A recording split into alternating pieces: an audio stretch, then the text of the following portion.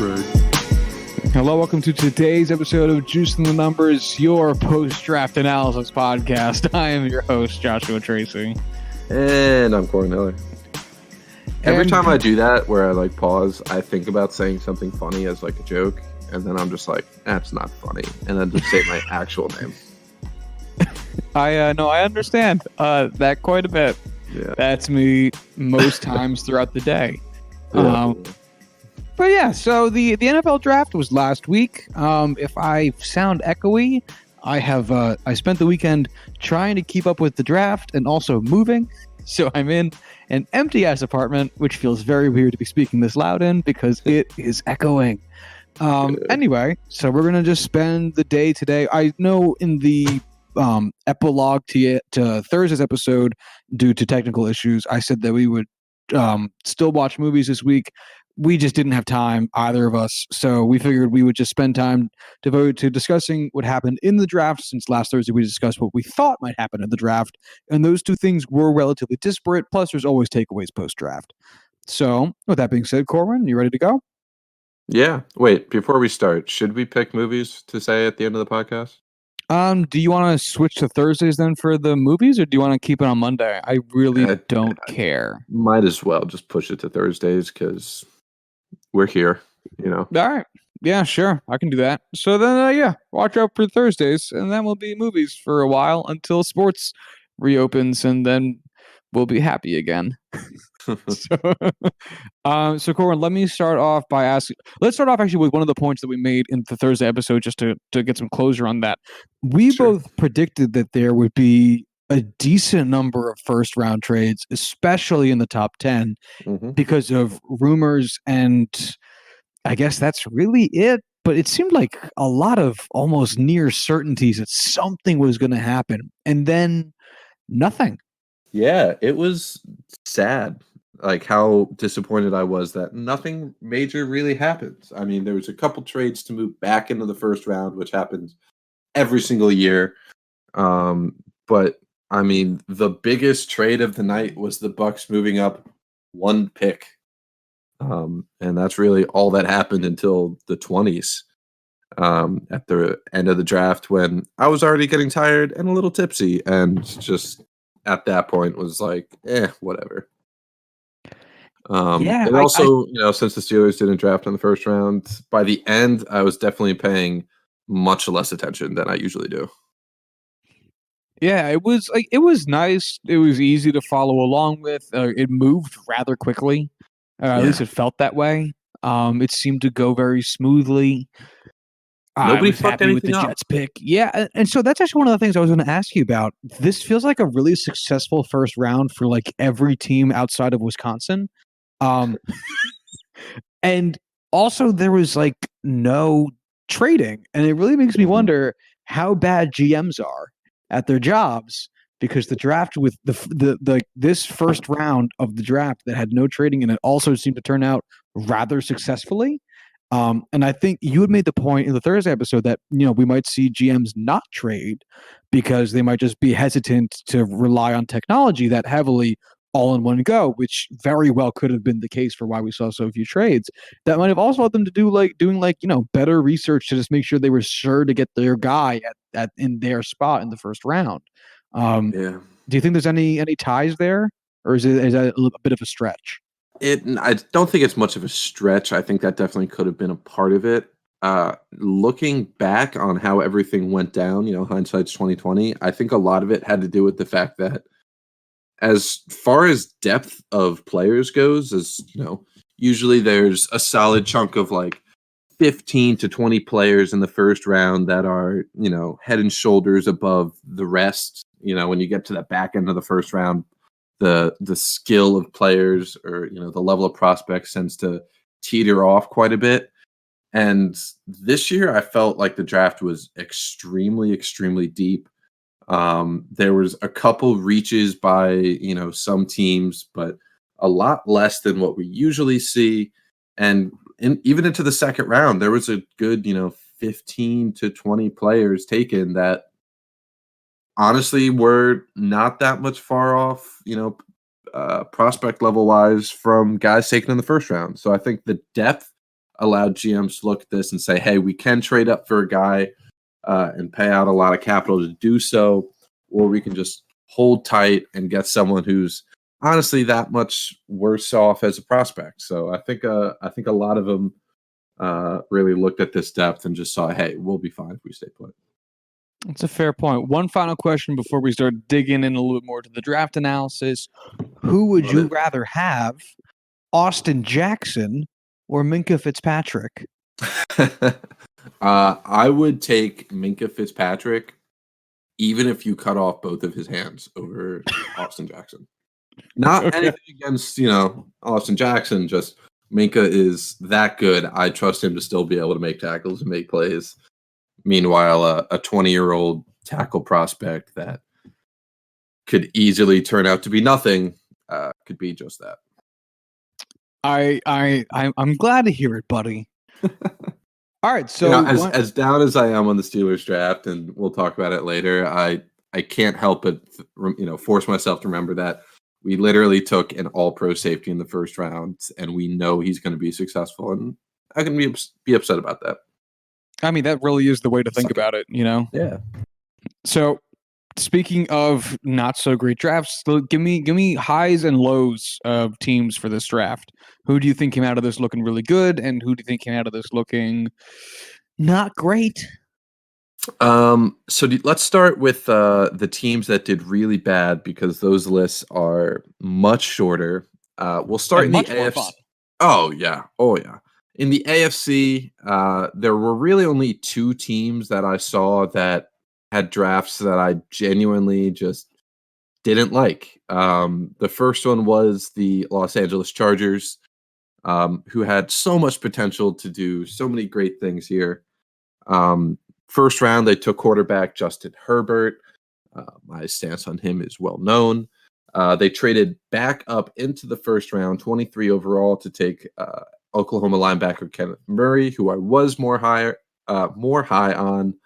In the fourth, they took a running back, Joshua Kelly, wide receiver out of Virginia, Joe Reed in the fifth, Notre Dame safety Alohi Gilman, and then in the seventh, Ohio State wide receiver KJ Hill. Probably my favorite pick out of all of these is KJ Hill in the seventh round, just because I think he's a guy that, value-wise is going to be able to, I don't necessarily think he's going to be a starter for them, but is definitely someone that's going to be able to help on special teams, is going to be able to catch a good number of balls, even as a rookie. And taking him 220 overall, I think that's tremendous value for him. You got yourself a quarterback in Justin Herbert. He's going to have time to sit behind Tyrod Taylor. The pressure in San Diego, fucking Los Angeles, Jesus, is going to be significantly lower than if you went to someplace like the Dolphins. He has the skill position players around him. He has Mike Williams. He has Keenan Allen. He has Austin Eckler. He has a mediocre to all right offensive line, and he can succeed there. Ownership and for the Chargers isn't exactly great, but they have enough around him where he should be able to take his time and hopefully succeed. But at the end of the day, Justin Herbert at sixth overall is just not something I view as a great pick. If this was who they took at 23 overall, I thought this would be great because of his upside. Kenneth Murray, I'd like that they were able to fill out that defense. It's something that was probably their biggest need defensively. He's a guy that will be super rangy for them, super just uber athletic type of player. Will really complement what they have there nicely. But at the end of the day, you gave up a lot of capital to move up and take an off-ball linebacker that, as much as I love the player, the value there isn't fantastic. It's one thing to be at pick 23 and take him, and then trading up back into the first round to be able to grab him there, especially having 90 picks in between this pick and your next one. And, the three guys after that, none of them stand out to me as guys who will make an impact to them or be significant depth pieces, you know? So overall, not a great draft in my So, mind. um, I know you had Tua on your mock draft for them. Obviously, he was taking the pick just prior by Miami at 5. Who would you have rather them taken at 6, if anybody? Jedrick Wills, take the top offensive tackle on the board, be able to, set up Terod Taylor and the rest of the team to succeed this year. And if it doesn't work out with him, there was other quarterbacks available either in free agency or by trade that they could have gotten. And at the end of the day, punt quarterback until next year. I know they're a team that's trying to compete now, and that doesn't always work, but Justin Herbert's not a quarterback that can win you games now. He is definitely a project. Um, he's seemed to be a slow learner over his 4 years at Oregon. Just hasn't shown any jumps in progress over that time. So I don't think, jumping into a program where he's not going to have time on the field before the season starts to really just dive into this playbook, really understand the ins and outs the way you would want your starting quarterback to do. I just don't see this as well. The Chargers as a team is a good fit for him. I just don't see this scenario overall as a spot where he can come and succeed early on. If you are the Chargers GM, which of these two situations would you prefer? The situation that they currently have, Justin Herbert behind Tyrod Taylor, or the tackle whose name you mentioned I already forgot, and Jameis Winston on the 1 year deal that the Saints gave him. I mean, I'd prefer the second one. If I could give a secret option 3, I think taking that tackle prospect, Jedrick Wills, at 6, and then taking a guy like Jalen Hurts in the second round, not trading up for Kenneth Murray or doing what you need to move back into the second round with the rest of your picks. If they had a 3-player class of Jedrick Wills, Kenneth Murray, and Jalen Hurts, and then maybe keep that 7th round pick, KJ Hill, I would be very, very happy with how that turned out. See, the thing is, I don't even think that the option 2 and option 3 are mutually exclusive, because they very much so could have done option 2, in which they draft Jedrick Wills and then sign Jameis Winston, and then also just drafted Jalen Hurts in the second round anyway. Yeah. Because the thing is, from I think we're on the same page with this. The Chargers are basically in win now mode, and they needed a gamble. And instead they took, I don't want to call Justin Herbert entirely a project, because I don't know him as a player very well, but from the things that I have heard and seen, not like an NFL ready quarterback, the way that Tua likely could be and Joe Burrow almost certainly is from what we've seen from their college experience.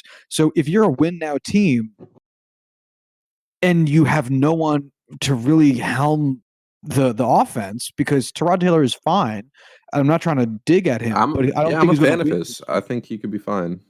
Yeah, I think he can certainly be acceptable, but I also think that you need to have a really strong second option if the Tyrod Taylor experience doesn't work out well for you, which would be Jameis Winston, because he is certainly proven capable of at least making offense happen. And honestly, with the defense that the Chargers have, miles the better amount than of the Buccaneers turnovers he would defense. create isn't exactly the detriment it would be for, other teams. No. And then if you give him a 1 year deal, if it works out, super, you can give him a longer term deal or let him go. And then if it doesn't work out, then all right, well, you let Jalen Hurts sit for a year behind 2 good to rather, I'll say good quarterbacks.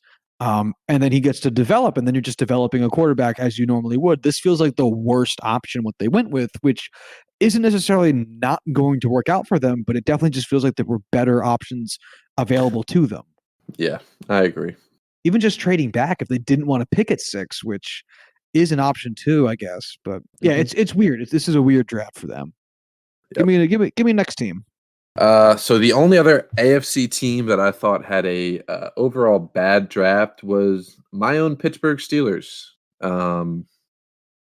Maybe it's just the fact that expectations going into the draft for your team is always astronomically high and significantly higher than you could ever truly expect.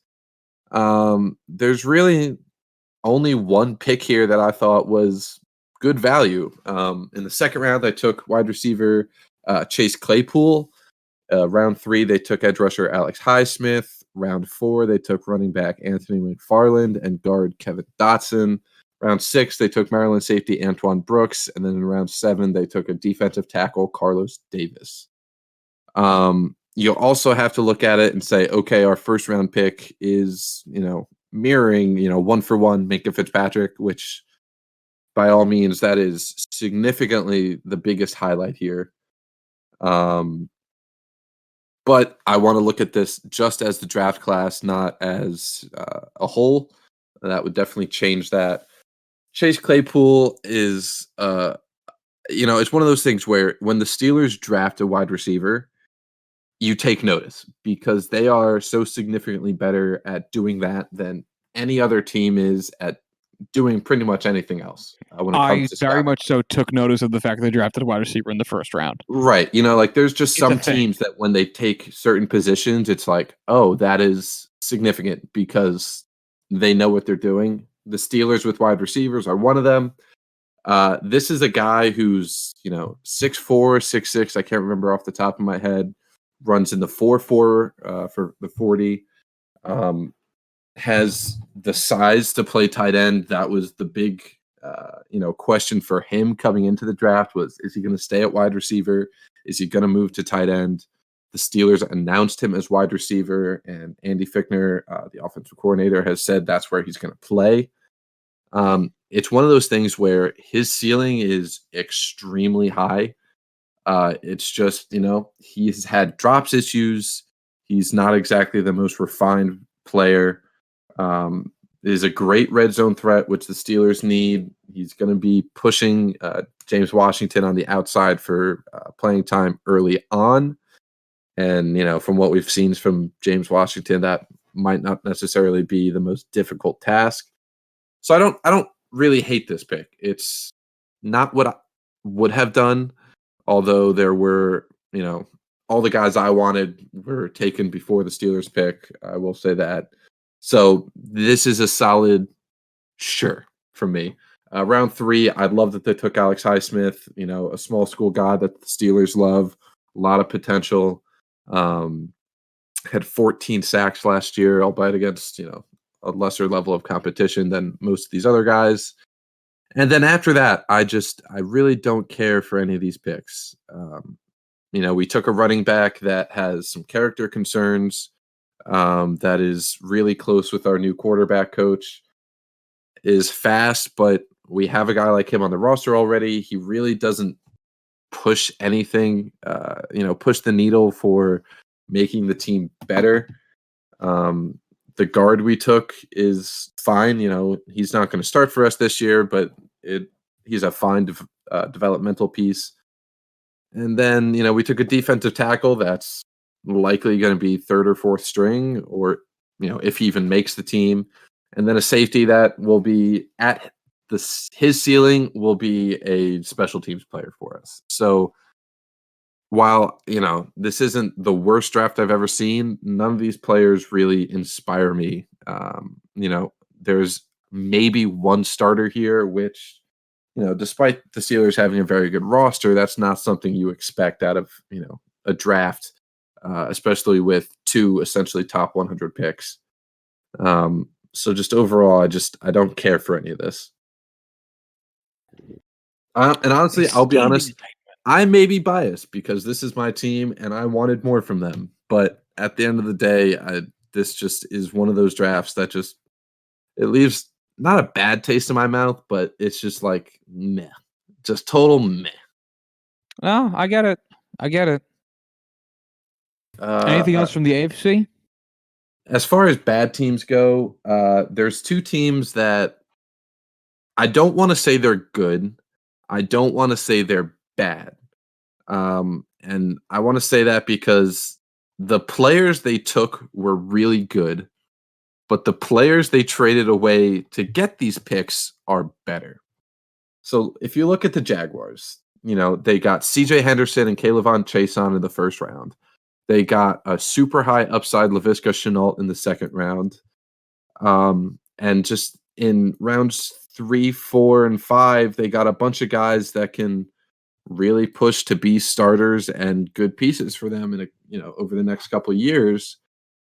But they traded away Jalen Ramsey, AJ Boye, Calais Campbell, Nick Foles to get there. And now they're currently trying to trade away Yannick Ngakoue and Leonard Fournette. So yes, these pieces that they've acquired in this draft alone are very good.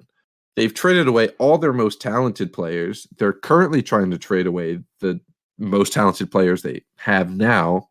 And they've completely destroyed what had turned into a winning franchise, a winning mindset by going to the AFC Championship game. And now they're back to where they were with, they are a losing team because there's no one there to lead them. And I'm sure there are going to be plenty of Jags fans that look at this draft and say they're on the right steps, on the right track to be a successful team. And, they look at what the Dolphins have done and the Sixers have done, where tanking can get you to the championship and whatever that may be, even though the Dolphins haven't done it and the Sixers haven't done it yet. I don't like the way they got there and what they had to do to get these picks. So mixed bag all the way. Yeah, I was gonna make the argument at some point that I think you can almost universally say that every team, even to a microscopic level, improves post-draft, but it's tough to say that about the Jaguars because they did get better, but what they lost is significant. And I was trying to make it so that it wasn't like things you gave up, but when you're giving stuff up for draft capital, it's pretty one-to-one. So, yeah, sorry, Jags. Yeah, and we mentioned the Dolphins earlier. They're the other team I have in this category, which I don't know if I mentioned, but I named this section good, but destroyed the team to get there, which is exactly what they did. The Dolphins, they took a lot of good players. Tua Tagovailoa at 5 overall, phenomenal pick. It's something I have been very verbal about. Tua's a spectacular quarterback prospect. He should be the guy that they, take and focus on all along, and that's what they did. Noah Igbinoghene, that'll be the only time I attempt that name. Robert Hunt, Raekwon Davis, all really good players that they took in the first 2 rounds. And then there's Austin Jackson at 18, which in my mind was a bit of a reach, just because he's a very raw player, but again, only 20 years old. But then again, they traded away Minka Fitzpatrick to get that pick, so it's just one of those things. Yeah, no, I was talking to my dad about it because, like, we were talking, just about teams in the division, and we got to the Dolphins, and it was like, yeah, like they had what seems like a good draft, but that team is still crap. Like, it's so many holes. I know, like they could have a 10-round draft and not even scratch the surface of what they have to do to that team. Because even if Tua balls out, I mean, that defense is still shit. Yeah, they have no tackles to protect him. Yep, their wide receivers are not great. Nope, their running back situation isn't exactly sterling. I actually just found this out today. I didn't realize they traded for Matt Breida over the offseason. They traded a 5th-round pick for him. Oh, and they signed Jordan Howard. I actually know. I didn't know the Jordan Howard one. Yeah, combined, I think that's a pretty solid backfield. I was ready to kind of tear into them for not having any players surrounding Tua to, prop him up and help him succeed. But I will say their backfield is fairly nice. I'll give them that. Although I will say, as a person who experienced New York Jets football in 2019, having a shit O-line, a growing quarterback, and a good running back does not actually help. Yeah, no, I know what you mean. It's, they've invested a decent amount into offensive line. They've a 1st-round pick, a 2nd-round pick, and a 5th-round pick all into the offensive line. That's good, not exactly great. They spent another first-round pick on cornerback, which I thought, after signing Byron Jones and having Xavier Howard there, the two highest paid quarterbacks in the NFL, I think it was very odd that they would take another cornerback there, especially with Josh Jones at tackle still on the board. I don't know. That's kind of why I have them in this middle, just purgatory tier, just because they had good picks. I just don't exactly agree with all of their draft process and their mindset here, and I just don't love some of the trades they did with their draft picks before coming into this. So I don't know. It's one of those things where it's good, not great. I just don't know how to truly feel about this yet. And again, Understandable. this is something I kind of want to say. I should have said this leading into this, but I'll say it now. Just because we view these prospects as not good value doesn't mean they're going to end up this way in the NFL. You cannot judge a player until at least 3 years down the line. That's why I don't want to necessarily give these teams grades, because I think that's one of the more useless and just unnecessary things that we do as NFL fans directly after the draft, because we don't know how any of these players are going to turn out. Drafts bust all the time. Diamonds are found in the rough. I always look back at the Seahawks draft from, I want to say 2011, 2013, whatever it may be. Whenever they drafted Russell Wilson and Bruce Irvin, they were given an F grade, and everyone was saying, what the fuck are you doing? Taking a guy that can't play quarterback in the NFL, who's too short, doesn't fit the Eagles, and a linebacker that doesn't fit what the Seahawks are trying to do in any way.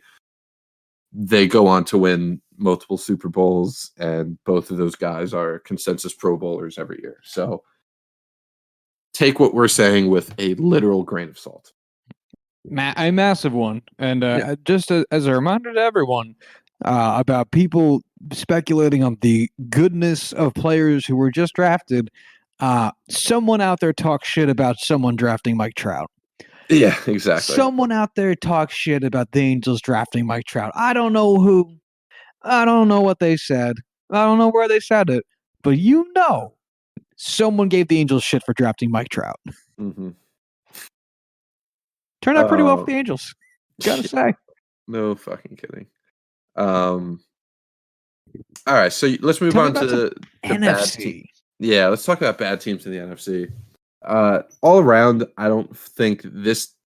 You know what? No, the Chicago Bears. They had one pick that I fucking loved with Jalen Johnson at pick 50. Has had 3 shoulder surgeries now. Say that 3 times fast. Which is why he fell out of the first round. I still think when healthy, he's going to be a tremendous cornerback for them.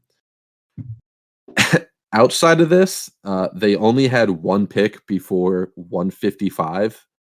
They had 3 fifth-round picks and 2 seventh-round picks, along with their 2 second-rounders. And, of course, a team that had 10 tight ends on their roster coming into this draft took a tight end with their first pick. Wait, they had 10? It's like 9 or 10. I don't know if it's they had 9 more or than 10. 5? They had a ridiculous amount. Like, it was an unbelievable joke how many tight ends they had coming into this. And they took one with their first pick. And it's not like this is a TJ Hawkinson, Noah Fan, OJ Howard type tight end that is a fantastic prospect, can do a little bit of everything, will be a great player. This kid Cole Kmet out of tight end or out of Notre Dame, I had him barely, as a second round player at all. I did not think he was going to get taken before the 10th wide receiver. This was a truly awful tight end class, and they took him with the 43rd overall pick.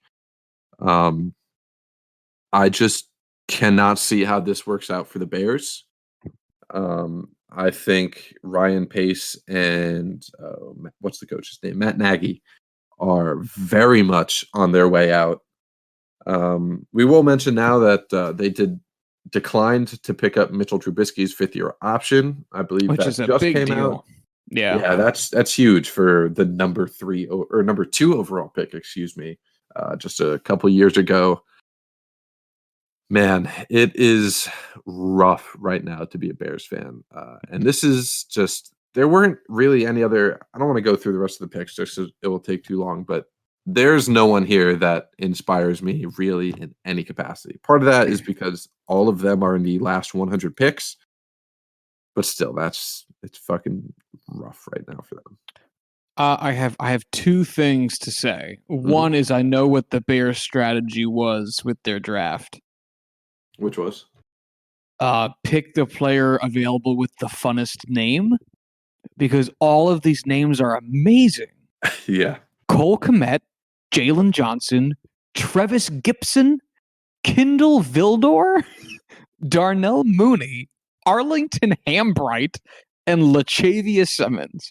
That is a flawless name draft. Oh man, I would put every dollar I make in my next paycheck to be able to be in their war room in Ryan Pace's basement to watch him get pissed drunk and just draft the guys whose names make him laugh as he's scrolling through his Google sheet.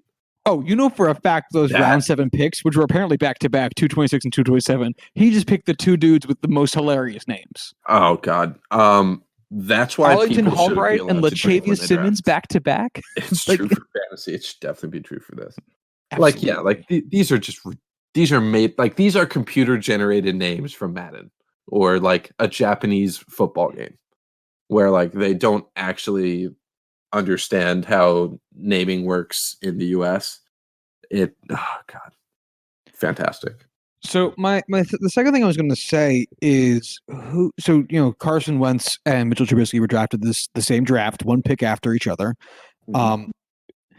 Mitchell Trubisky's career has been not stellar, but not awful. Carson Wentz has been very good when he's been on the field, but that hasn't always been the case. Mhm. So, who do you think's had the better career thus far? Carson Wentz by a country mile. A country mile. Carson Wentz, when healthy, has played at an MVP level. He was an MVP frontrunner when he got hurt during the season they won the Super Bowl. Mitchell Trubisky has never once had like a 3 or 4 game stretch where he's looked like a franchise quarterback. And while his numbers have never been truly awful, he's never really shown any advancement off of what he came in as. And he really he's never done it for me. I loved him coming into the draft. He was my number 1, number 2 quarterback the year he was drafted, but he has not improved in any meaningful way. And he's never really shown he's been able to get it done. Carson Wentz is very injury prone, and their team has already drafted essentially his replacement, but he is so far ahead of Mitchell Trubisky. And what's shocking is that Carson Wentz has actually played more games than Mitchell Trubisky, and I forgot that because Mitchell Trubisky didn't play in 2017, and when he did, he only played 12 games, and then 2018 he played 14, 2019 he played 15, so he's never actually played a complete season, whereas Carson Wentz played all of 2016 and played all of 2019, and then only missed 3 games in 2017 and missed the final 5 regular season games of 2018, so Carson Wentz has actually played 2 full seasons, whereas Mitchell Trubisky hasn't played a single one. Yeah, which is a rough. crazy sentence. Yeah, that's Also, according Man. to the so 56 games for Wentz, 41 for Trubisky. According to Pro Football Reference's approximate value, which is their catch-all stat for football players, Mitchell Trubisky is sitting at 28 approximate value points. Carson Wentz, 45. that's bad. Yeah, that's like That's almost not 50. It's good. over 50% more than traded- Carson Wentz or They traded Trubisky. up to draft him. Yeah, Well, actually, both those teams did, but only paid off for one of them. yeah, but only one of them was drafted before Pat Mahomes and Deshaun Watson. What? Mitchell Trubisky was drafted in front of Pat Mahomes and Deshaun Watson. So was Carson Wentz, though, wasn't he? I thought they were 2 and 3. No, it was a different year. Those were different years? Yeah. Oh, you know what? I'm thinking of Goff and Goff Trubisky. and Wentz. Goff and Wentz were 1 and 2 the year they got drafted. No, you're right. Was like That's what I'm thinking of. Before, and then it was Trubisky, Mahomes at 10, Watson at 12. And then I guess the year after that was the Baker, Darnold, Allen, Rosen. Yeah, wow. No, I completely whiffed on that draft in my mind. It happens. Trubisky was taken second. That was the Myles Garrett draft. Yeah. The next quarterback taken was number 10, Patrick Mahomes. Yeah. Man, the Bears. Anyway, tell me more about the Bears. Or is there anything else to say? No, they suck. That's all I got to say. Yeah, they got 0% better. Next up for teams that did not do good in the draft in the NFC, the Green Bay Packers, man. I genuinely. What the fuck was this draft? I just don't know what was their plan? Process. Yeah, what were they trying to accomplish here? I was totally, every time we talked about the Packers pick, it was get weapons around Aaron Rodgers. They got a number 3 running back for them. Their third pick was for a tight end / fullback. They got and that's 3 offensive linemen in the 6th round. And then their first pick was trading up to get his replacement in Jordan Love, who I'm not even that crazy about as a prospect. I think this is another Deshaun Kaiser situation where you look at this guy and he can make a lot of really good throws and throw the ball downfield, but he throws so many interceptions. And he could honestly have the highest ceiling out of any of these guys if absolutely everything works out. But man, cutting down on interceptions that significantly is incredibly hard. And is probably the hardest thing to change about a prospect when they're going into the NFL, because you can't really improve accuracy unless your mechanics are absolutely horrible to begin with. And man, decision making under pressure is not something that's overtly teachable. It's really a flight or fight response. And I don't know. I am not super high on Jordan Love, and the fact that they have Aaron Rodgers at quarterback and have a team that went to the NFC Championship game last year, and instead of building on that, they're getting ready to replace him, is just crazy to me. I don't know what they accomplished here. I really don't. If a team comes in and drafts to fill major needs, okay. If a team comes in and says, we're going to take the best players available, okay. If they come in and try to do a mix of the two, okay. All of those things are both totally acceptable, have worked in the past, and very easy to sell to your fan base. What the Packers did here was none of those three. None of these players in the top, 3 rounds were the best at their position or at the best available at the time. All of them were reaches. None of them filled any holes that they had. And I just don't know how you could sell this as something that makes the team better. Yeah, this draft feels like either one of two things. It feels like every player that the Packers wanted was drafted right before their pick, and then they forgot to find out who else they wanted, and then just panic picked a name. While you talk about this, I'm going to look up the actual draft and see who was available at these picks. All right. The other thing it feels like is like they went on auto draft, And I think everyone's missed like either a few rounds or a whole draft before, and your team has like two defenses and like three quarterbacks and only two wide receivers, and that's not enough wide receivers for a fantasy football team. And then you look at this team and you go, what the fuck? What the fuck happened here? And that's this fucking draft. Yeah. Like this is stupid. I mean, oh my god, trading up for a court for Jordan. I get Aaron Rodgers is old for quarterbacks and or for football players, and at some point he's going to need to be replaced. Do it when it seems present. Milk that cow as long as you can. Like they're planning for a demise that's not showing its head at all. And I get that sometimes that shit can come out of nowhere, but are you really planning for that? I just don't understand the concept of planning for something that isn't on the horizon, given a Hall of Fame. And again, like I said, I know these things can come out of nowhere, but you shouldn't plan for that. Because if that was the case, people would just draft quarterbacks every single year in the first round, anticipating their quarterback getting hurt or dying. Like, you can't just build a team like that. You have to go with actual needs. And while I get you want to have a project quarterback or you want to have a guy to develop in the wings, that's not the immediate concern. And if it is, you can solve that shit later. Man, if I was a Packers fan, I'd be fucking furious. Yeah. Outside of the Steelers, who their draft upset me because I'm deranged and that's just the way I am. And of course it's going to upset me.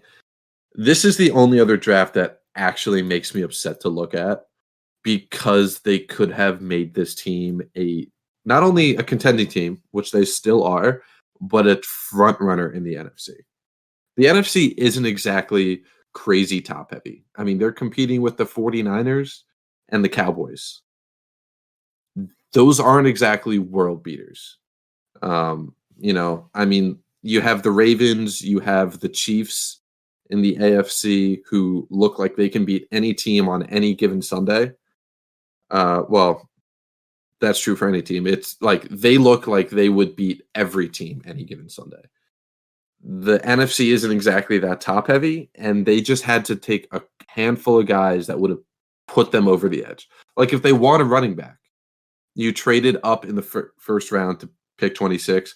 Every single running back was there. I can't say I would agree with the move outright, but you could have gotten a serious difference maker at running back. Or one of the many wide receivers still available.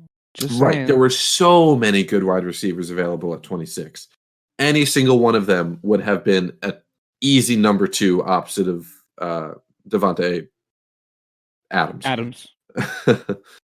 Their wide receiver depth isn't good. It's not something. I know this has been talked about with the Packers ad nauseum now about, their wide receivers are not good. And they're not. But you could have gotten a guy that would make a serious difference for that team.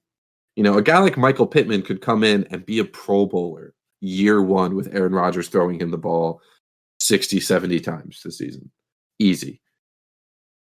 No one I don't see any one of these players as a Pro Bowler at any point in their career. Maybe Jordan Love if it all works out. I get that they did the same thing with Brett Favre and Aaron Rodgers. And Aaron Rodgers older than Favre was. But this is a different situation that they're in. And they didn't move the needle in any way. Yeah, no, this is fucking embarrassing. Fucking embarrassing. I wish I had a trash can to kick.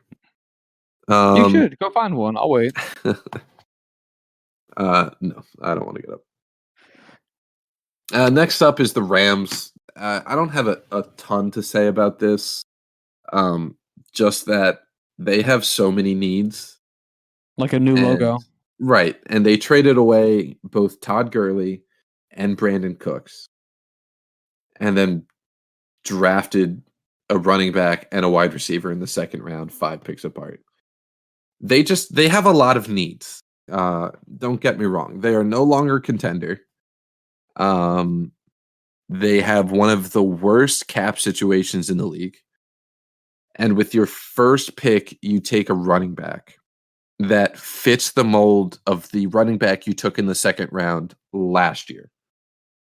And then you took a mold of your current best wide receiver 5 picks after that. So they have 2 almost carbon copy running backs and 2 carbon copy wide receivers in the second round. It's not good drafting. The players may turn out to be all pro. Cam Akers and Van Jefferson, the 2 players they took here respectively, could end up being all pro level players.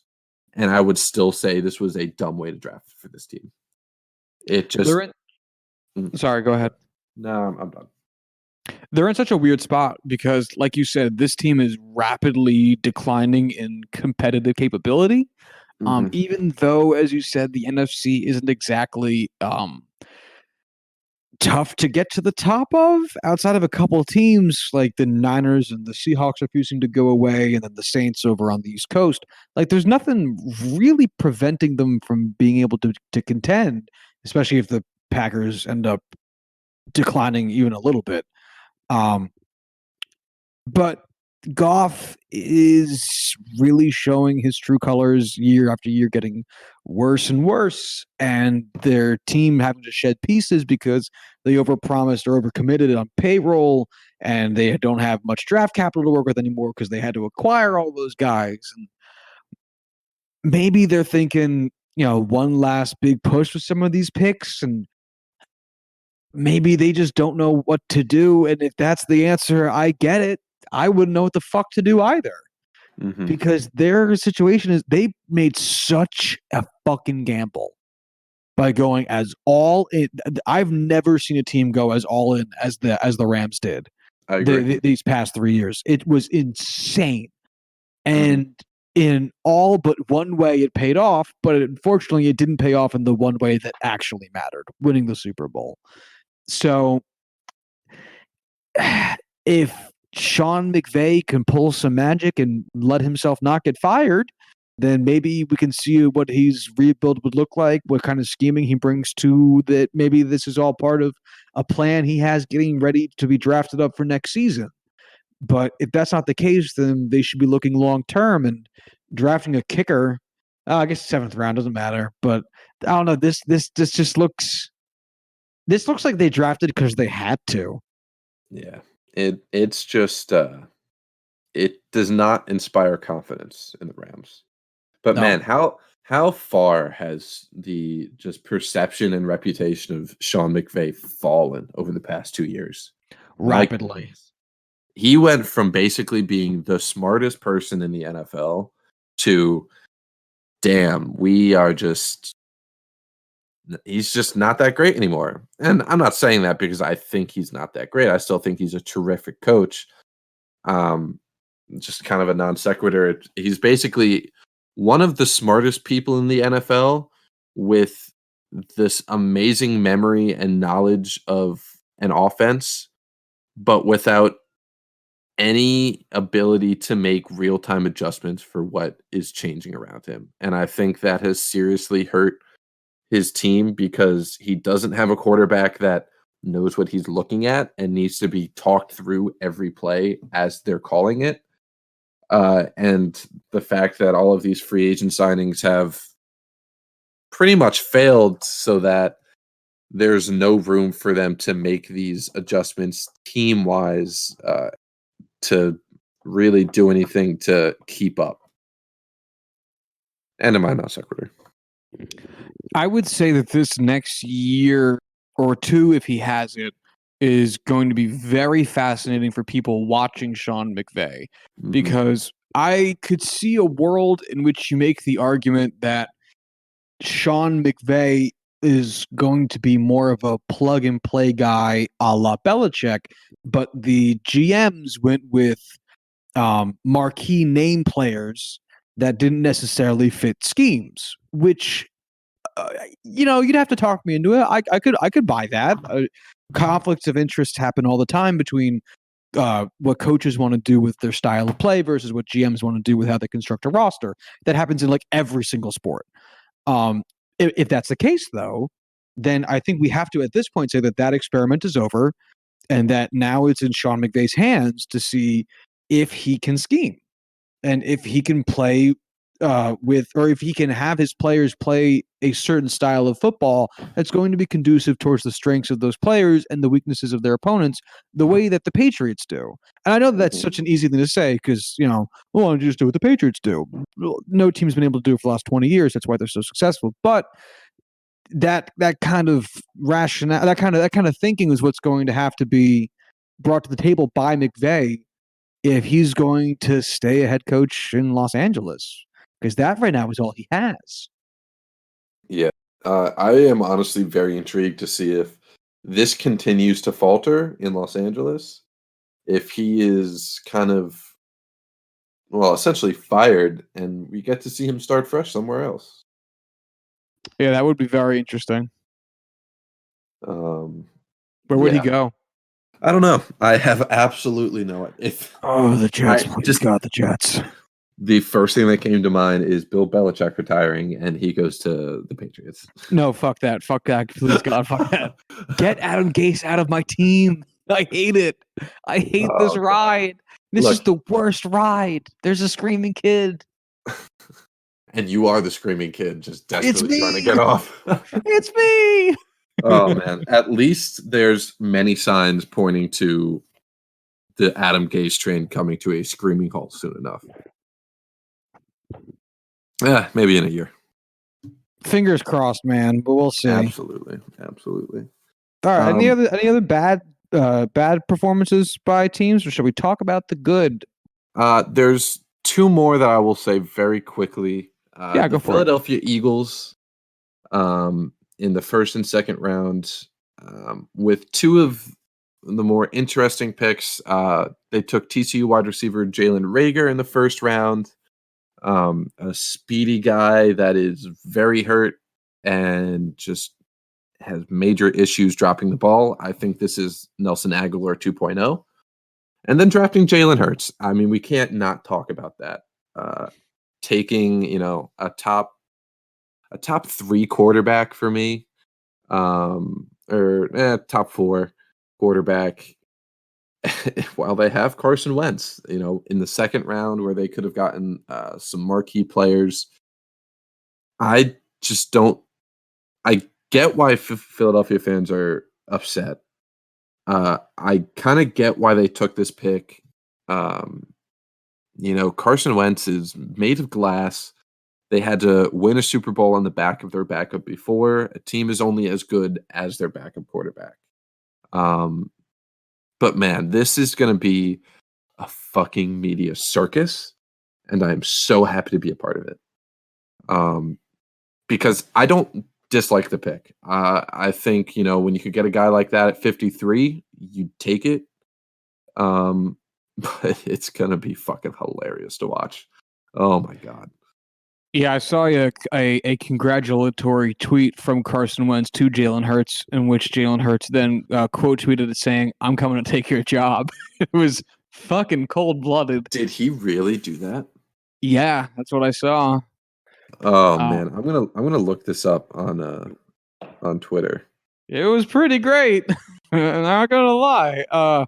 It's a weird situation. Like, look, I get it. Carson Wentz, as we just talked about, is very good at football, and he's been doing a bang-up job while he's actually been on the field, but he's been having those issues, and you can't keep signing either expensive backups or taking chance on weak backups when you have a dude who keeps getting hurt. So I get it. You got to do what you got to do. Mentally, I don't think there was any quarterback in this draft that was on the level of Jalen Hurts. I saw some stuff leading up to draft day, the day of the first round, and they were, asking him, "Hey, what are you up to get yourself ready? You might see your name called at the end of the first round. Are you prepared?" He's like, "Hey, man, I'm just trying to get reps in, work on, throwing this and that." And it's like, if you got yourself a quarterback that's literally practicing the day he might get drafted, I want every part of that. That is the kind of guy that is only going to continue to get better, which he has every single year he's played, and is going to fight and drag you to a championship. So he was a guy I kind of wanted the Steelers to take, with their first pick. And I'm upset that the Eagles got him, and all the best of them. I also want to say the Eagles probably got one of my favorite picks in the 4th round, which, we're talking about the Eagles having a bad draft. It's really more of an interesting one that we just needed to talk about. Kayvon Wallace, safety out of Clemson, super athletic tweener, kind of like an Isaiah Simmons light. Isaiah Simmons going 8 overall to the Cardinals. He's one of my dudes, coming into this draft, and I'm upset that he went right after the Steelers pick. So good on the Eagles for snagging him. Dope. And I have then nothing else to say on the Eagles. Okay. And then to close out the NFC with the bad teams, the 49ers, I just want to talk about their first round because they only had 3 picks after it. All, a 5, 6, and a 7th pick. So they traded away DeForest Buckner, an all-pro defensive tackle, for the 13th overall pick, which, sure, he was very expensive. You're getting a premier pick. It is what it is. And then you take a guy whose NFL comp is DeForest Buckner with that pick. I get the argument. You're getting essentially the same player for cheaper, significantly cheaper. And there's no getting around that. That's 100% true. But the thing is, when you give up something for a mystery box, and the thing in the mystery box could be anything, but the best it could be is the thing you're giving up, that doesn't make much sense to me. That has always been one of those jokes that makes me laugh because it's fucking crazy to me. And it's crazy that they could have gone so many other places with this pick and landed here. And it's not a terrible pick because he can be such a good player, but it drives me nuts. It's just one of those pet peeves things. It just grinds my gears. And I get it. This feels like they're trying to time the market in like a stock sense. They're trying to buy low and sell high, which if you've ever looked into investing in stocks, the one thing they tell you to do is not try to time the market because you're a big fucking idiot. No one can do it. That's how people lose a lot of money. And hey, maybe it'll work out for them. Just like maybe one idiot actually managed to time the stock market, probably by accident. But for 99% of people, it ain't gonna fucking work out for you. Everyone thinks they're Warren Buffett, when in reality, you're that dude from the movie Wall Street who got fucking put in jail. So, maybe just don't try. Yeah, exactly. So I guess, do you have anything else you want to say on the 49ers? Not I would really, talk about no. Brandon Ayuk, but at the end of the day, there's not enough bad with that pick to really go into it. Nah, I'm good. They're a good team. They didn't really need this draft to make or break their season, so whatever. You want to talk about some goods? Tell me about some goods. All right. In the NFC, I guess we'll start with the Saints because that's where I am. I tweeted this out during the draft, and I completely stand behind it. But Sean Payton is probably the best in the NFL at maximizing his draft capital. And I mean, trading up to get players that he is going to be good, guys he truly believes in, not wasting picks, moving back when he needs to. They had 4 picks in this entire draft. They had a first round, 2 third-round picks, and a 7th round pick. And all 3 of these guys, I think, are going to be impact players for them. They got Michigan center Cesar Ruiz, who honestly might not even start for them along that offensive line this year because of how stacked it is. He's essentially like an Andrews Pete type player where, Andrews Pete just signed a decent sized extension, but he is so good at either guard or center positions that he could fill in anywhere and be a high level player at, offensive line. We talk about this all the time. Huge foundational piece, fantastic player. I think it's a nice pick for them.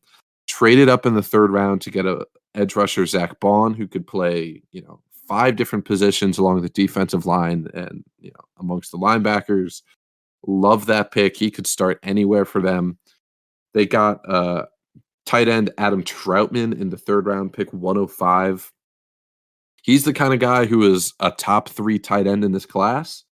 105 might not be the most valuable pick to grab one of these tight ends, but I have no complaints about doing it, especially the way Sean Payton utilizes highly athletic tight ends like Adam Troutman.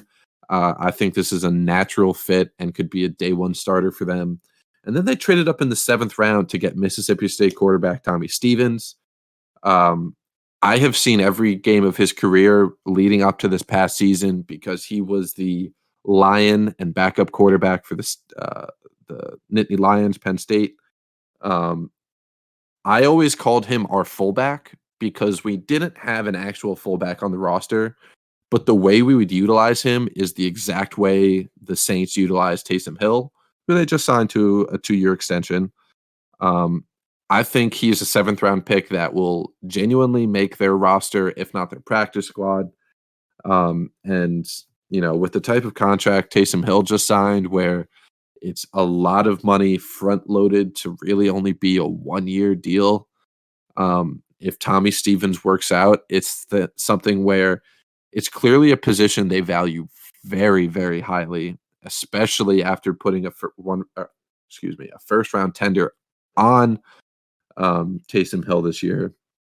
I think he could step in and fill that role easily next year. So they have 4 picks. That is astronomically low, but I think all 4 of them are impact players. And at the end of the day, how can you say that's a bad draft? That is excellent, especially considering how few holes they had.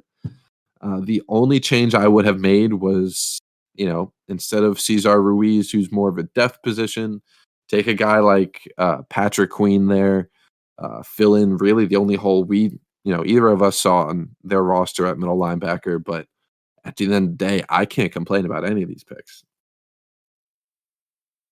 Yeah, I mean, damn it, I have nothing to say. What the fuck am I supposed to say? I don't know. Jerk me off a little bit. Oh yeah, daddy. Nice. Okay, let's stop. I immediately regret that. Please stop. Please stop. All right, all right, that's it. Oh god, that made me uberly uncomfortable. Oh, that didn't help. Oh man. All right. There's a lot of teams here that I thought did really well, so I think we just need to bust through them all.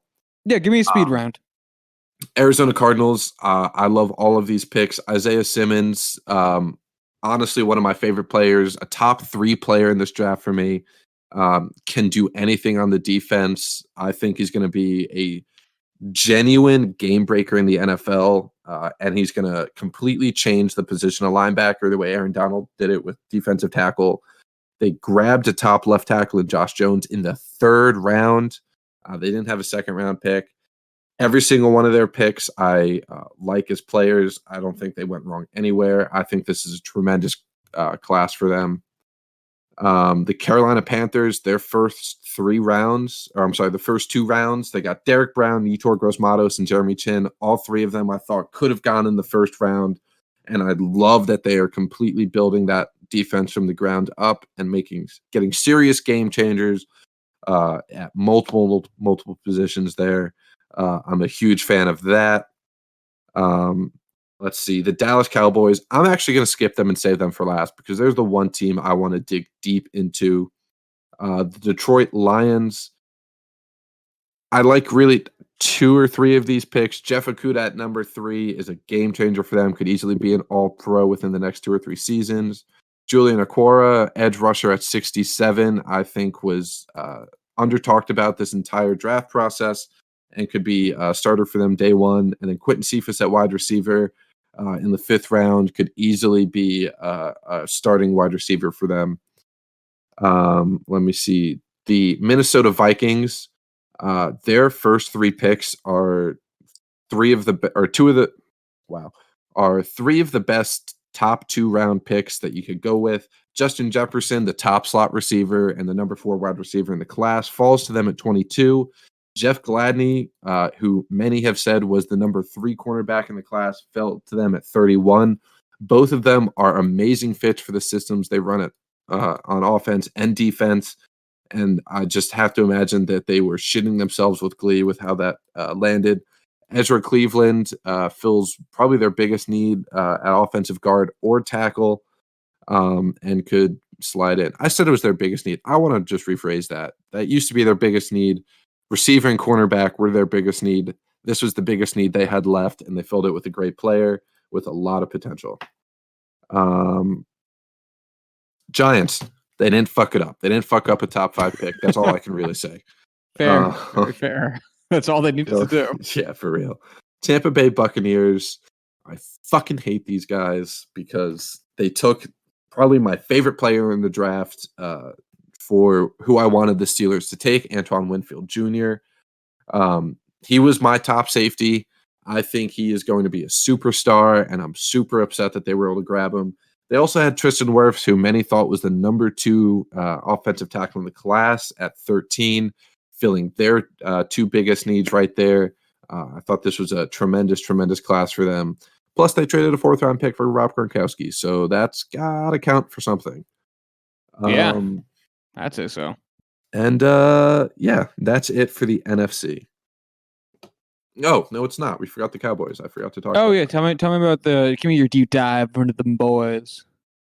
This class that the Cowboys put together is quite honestly the best draft class I've ever seen.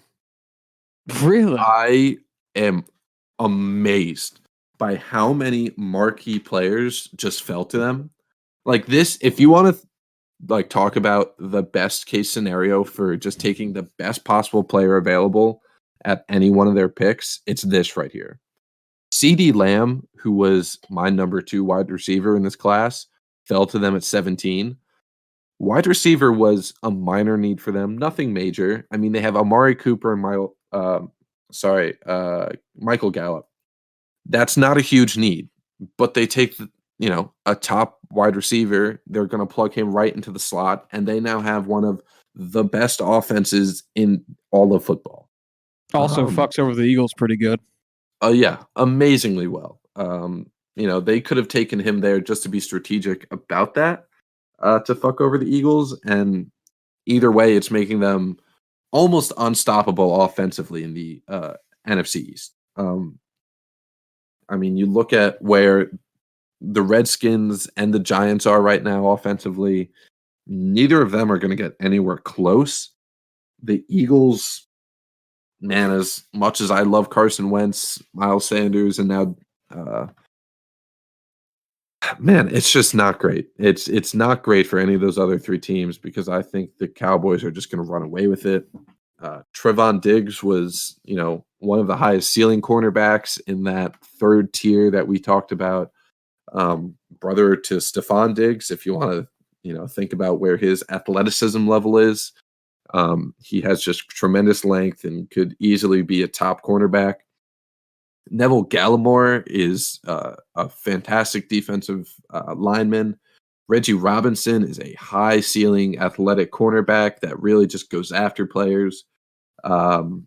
Wisconsin center Tyler Biadasz. I know I said that incorrectly. I don't care. Won the college football award for top offensive lineman last year. Just saying, they got him at 146. Athletically, he's not exactly great athletically, but his technique is fantastic. And with Travis Frederick retiring, he could fill into a depth piece. And it's the Cowboys. When they take an offensive lineman, you notice. And they just happen to get one of the top guys that happened to fall into the fourth round because of that athleticism and injury history. In the fifth round, they got Utah edge rusher Bradley and Nye, who has just tremendous production over the last couple of years. And then they got probably the best dark horse day 3 quarterback in Ben DiNucci, who I didn't know anything about him coming into the draft. But now reading into him and watching some of his films since then, because I wanted to know why this guy was drafted by the Cowboys, he has a lot of potential. And I don't think he's ever going to be a starter for them. He might be their third string quarterback. Regardless, he's a very smart dude. And I'm spending 2 minutes talking about a 7th round quarterback pick. That's how much I like this draft class. If I could give 100 on a test to any one of these draft classes, the Cowboys earned it. It's just hands down unbeatable. Who do you think Jerry Jones got to put the draft together for him? I don't know, man. He fucking drafted on a $250 million yacht. And that's not the biggest point of discussion for the Cowboys. And I'm so upset by that.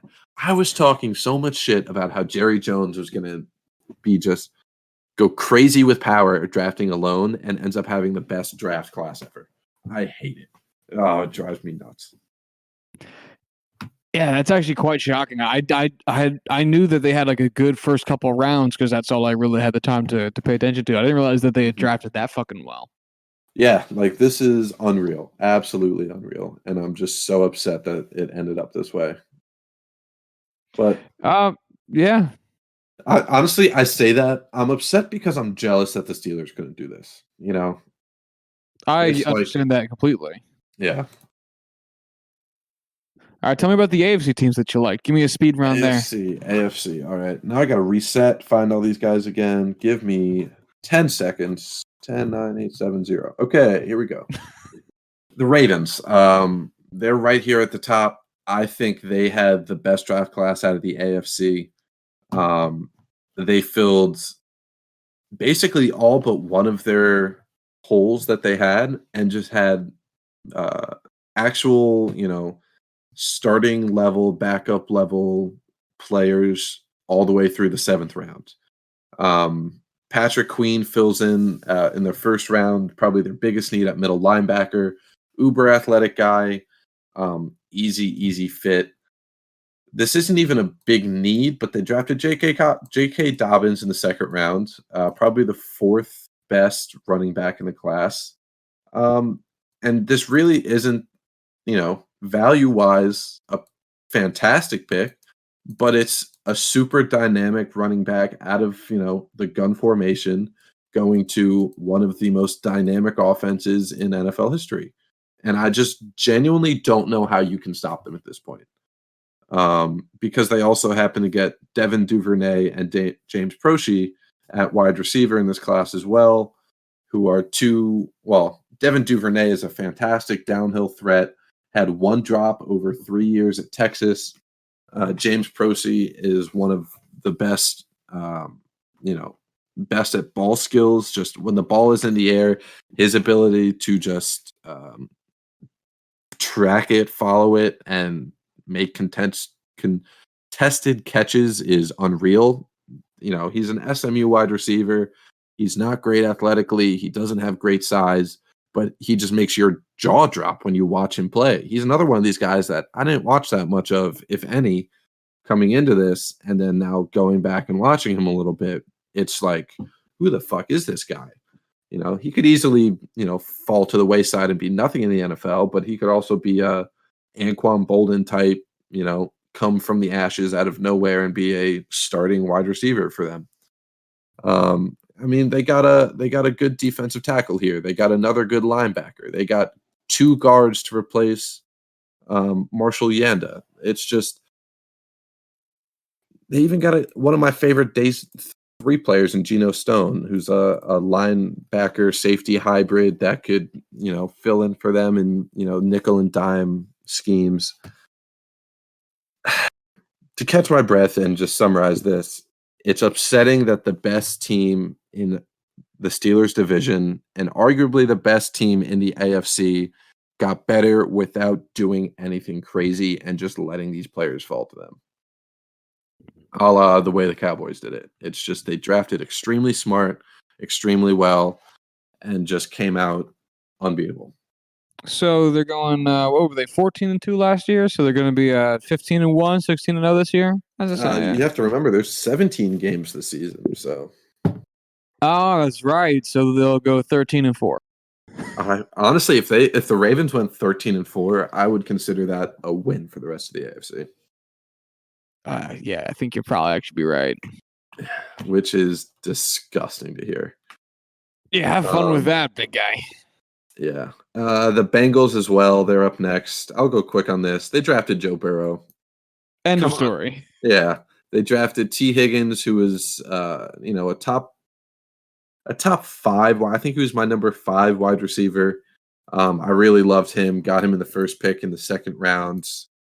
Wide receiver wasn't even a big need for the Bengals. It just so happens, you surround a young quarterback with weapons, and that's an effective way of doing it.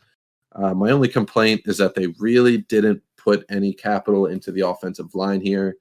After these top 2 picks, they got one guard in the 6th round. Other than that, it was all defense, which, they had so many holes there that this filled out nicely. They filled in a lot of needs with good players, but at the end of the day, this is a great draft for the Bengals. Even if the guys that they got were smaller names after T. Higgins and Joe Burrow, I think Bengals fans should be uberly happy about this. Nice. What's next? The Browns, they got the top tackle in the class at number 10 when I thought they would be getting the 4th tackle on the board, which is a huge win for them.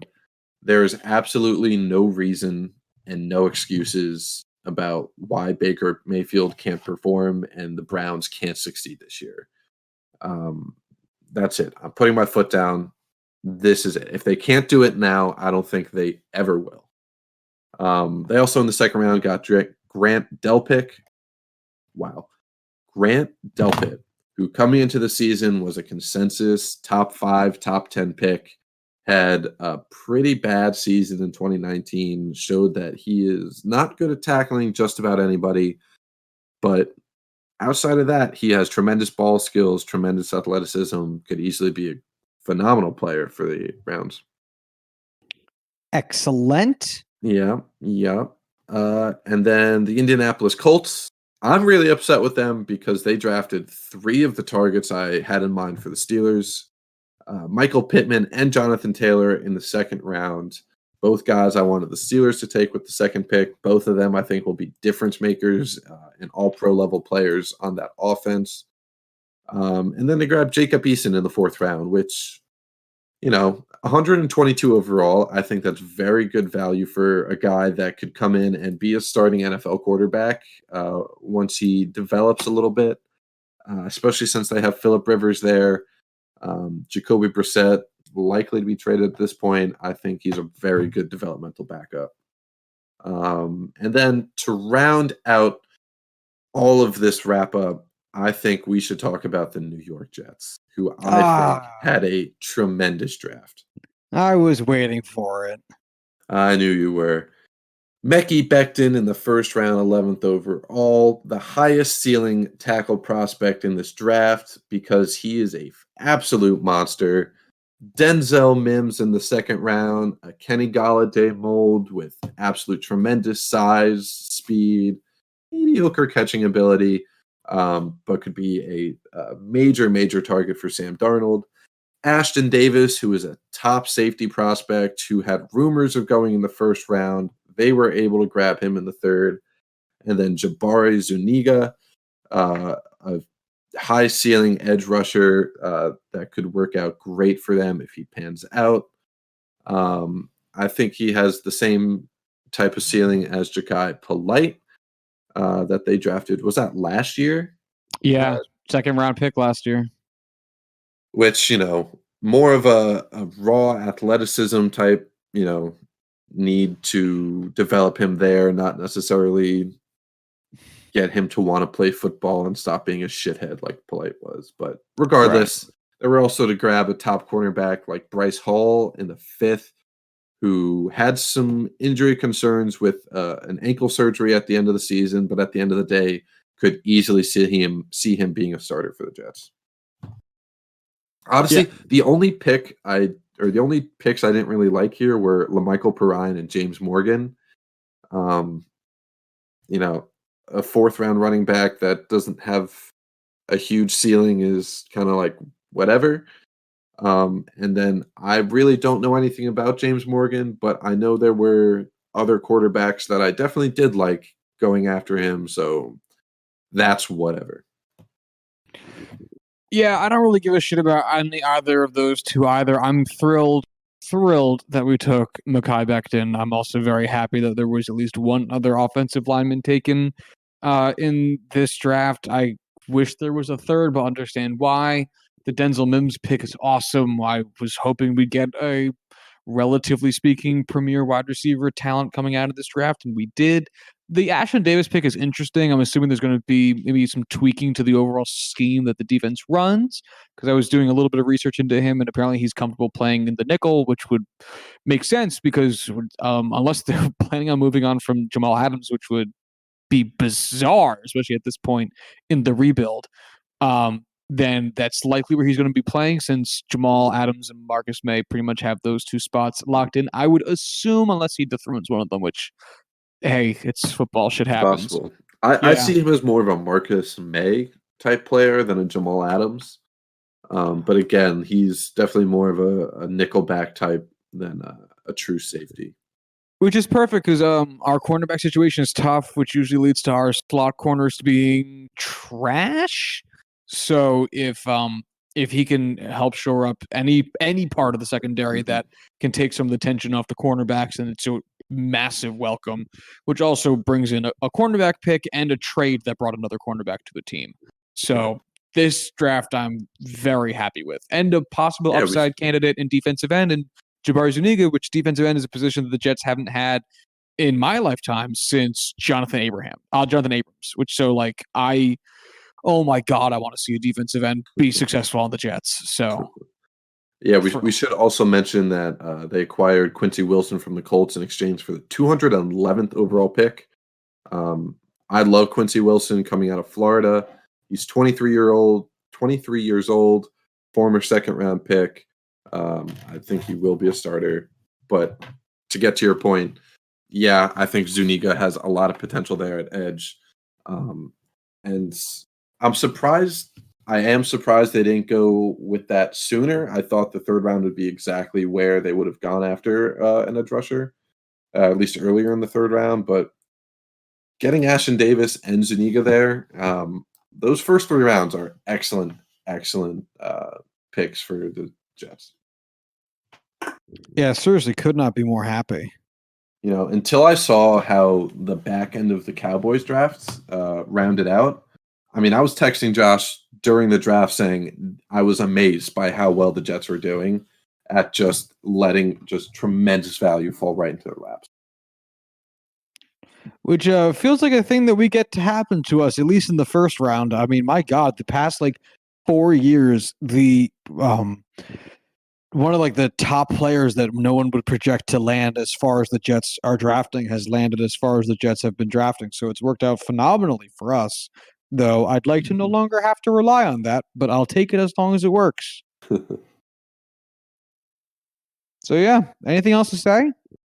No, that's pretty much it for this draft recap. I am surprised we were able to get through it as swiftly as we were. I thought that was going to take a very long time. But yeah. Okay. Do you have a movie pick? Ooh. You go first.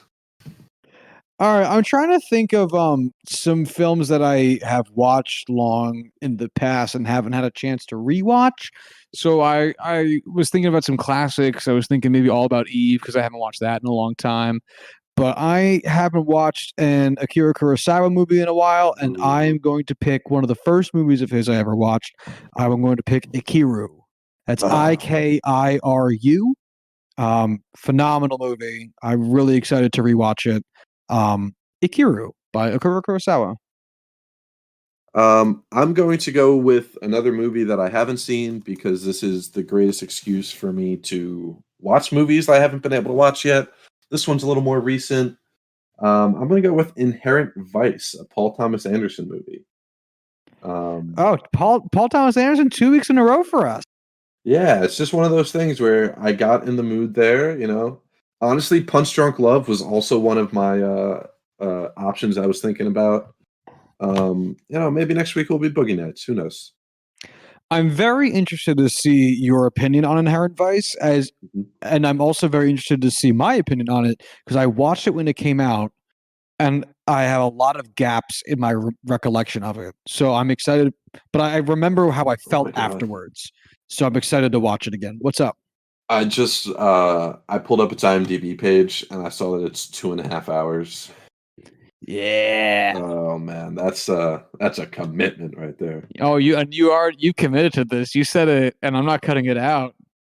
No, I already wrote it in the chat so we wouldn't forget this time. So we're sticking with it. Yeah, that'll totally work. All right. Anything else? Next week, I'm gonna punish us both and pick like Dr. Zhivago and make us sit in a room for like half a day watching it. I'll do you one better. I'll make you watch Satan Tango. I've never seen that movie, and I never will. I want you to look up the runtime for Satan Tango, all one word. Satan Tango. Okay. Satan. Keep in mind, folks, I have watched this movie. No. You psychopath. It has 100% on Rotten Tomatoes. I don't believe that. What's the runtime, Corwin? It is 7 hours and 30 minutes. Oh, really? I watched the 9-hour version. Oh, you idiot. It's painfully long. What is it about? Dude, I couldn't even tell you. It's so long, you just kind of phase in and out. I love art and film as an art form, but I hate artists sometimes. I hate people that look at a 7.5 or a 9-hour long movie and it's like, this is my masterpiece. Like, no, that is 9 hours of unwatchable dribble. It could be worse. It could be literally never seen this film before. I'm sorry, go ahead. It's very, very well shot. That's my only recollection of it. I remember it being very well shot and the tone being great. I remember none of the movie. It could be worse, though. It could be Empire, Andy Warhol's film. You ever seen that? Nope. I've heard about it, but I've never seen it. I refuse. There's no reason, I think, to ever watch. As a massive Andy Warhol fan, I have zero interest in watching Andy Warhol's 1964 black silent film, 8 hours and 5 minutes of just the Empire State Building not doing anything. It's not happening. So yeah, imagine we did those two movies together and we made people waste 15 hours. AKA no one watches either of those things. I don't think anyone would ever watch either of those. Yeah, no one should.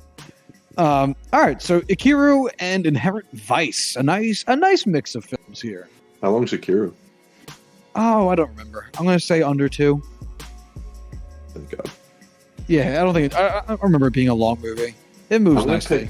I'm gonna pick like a movie off of Quibi next time. Something like a solid 10 minutes long. Love it. All right, anything else? Did you want to talk about those the free agency stuff? You can always push that. Yeah, let's just push it. I gotta edit this and get to bed. I understand. Let's get out of here. All right, if you want to follow the show on Twitter, you can do so at JuicingPod. And if you want to hit us up via email, you can do so at juicingthenumbers@gmail.com. And until Thursday, y'all have. Bye.